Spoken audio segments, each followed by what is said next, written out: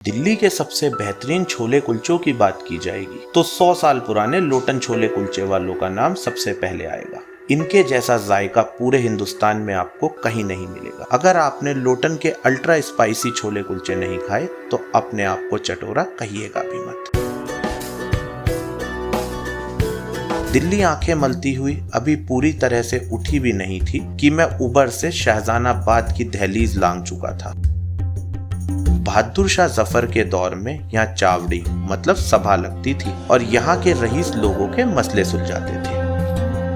British हुकूमत के दौर में ये जगह 1840 में थोक बाजार में तब्दील हो चुकी थी, जो आज भी चांदनी चौक में चावड़ी बाजार के नाम से मशहूर है। और यहाँ के कागज के थोक बाजार की तंग गलियों के बीच छत्ता शाहजी में है सन 1918 से ये लोटन जी छोले कुलचे वाले। तिसलुमा गलियों की चाय की टपरी पर चाय की चुस्की ले रहे लोगों से रास्ते का इशारा लेते हुए मैं लोटन जी तक पहुंच ही गया। वहां पहुंचा तो कुछ हिस्टोरिकल नहीं था इस जगह में। एक दुकान में रखी पीतल के बर्तन से भाप निकल रही थी और उसमें खौलते हुए पानी में धीमी आंच पर उबल रहे थे बड़े बड़े छोलों के दाने। और लोटन जी की चौथी पीढ़ी से ये नौजवान गहरी चम्मच से छोले छानकर एक कटोरी में डालते, फिर अमचूर की चटनी और दूसरे मर्तबान से गाढ़े रंग का लाल मसाला डालते और तीसरे मर्तबान में हल्के हाथ से इस अंदाज में चम्मच डाला कि मसाला कहीं ज्यादा ना हो जाए। मर्तबान से बाहर निकले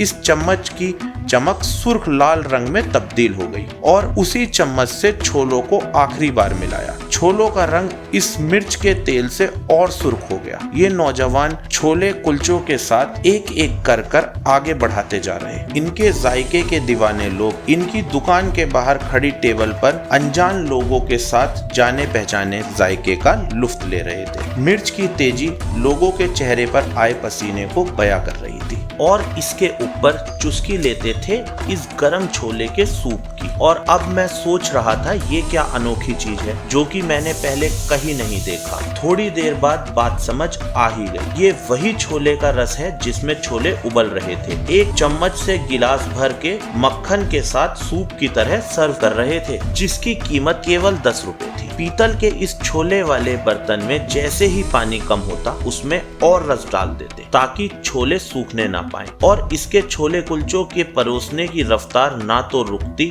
और ना ही कम होती। ये सिलसिला मेरी आंखों के सामने बहुत ही खामोशी से चल रहा था। छोलों की प्लेट बना रहे इस नौजवान ने मुझे बताया सन 1918 में ये काम उनके दादाजी लोटन जी ने शुरू किया था। आज 100 साल बाद भी बनाने का ना तो तरीका बदला और ना ही जायका। इनके पास 3 तरीके के छोले हैं, नॉर्मल, मीडियम और अल्ट्रा स्पाइसी। और मुझसे पूछा आपके लिए कौन से लगा दूं? और मैंने उनसे एक अल्ट्रा स्पाइसी और एक मीडियम स्पाइसी बनाने का इशारा करा। बटर को कटोरी में करने के बाद और ऊपर से डाले अमचूर की चटनी और दूसरी चम्मच से डाला अपने सीक्रेट मसाला और तीसरे मर्तबान से इस बार बड़े ही बेफिक्री से एक चम्मच भर के मिर्ची का लाल खूबसूरत तेल डाला और तवे पर सिक रहे 2 कुलचों के साथ एक पत्ते को मेरी तरफ बढ़ा दिया। इस पत्ते के साथ मैंने भी अनजान लोगों के बीच जगह बना ली। मन में सवाल आया, इनमें वो बात नहीं हुई तो? मैंने इसी सोच के साथ कुलचे के मुलायम निवाले से ढेर सारे छोले उठाए और बड़े से निवाले को अपने मुंह की तरफ बढ़ाया। जवान को छूते ही मानो कानों से धुआं निकल गया। जबरदस्त तेज मिर्च थी,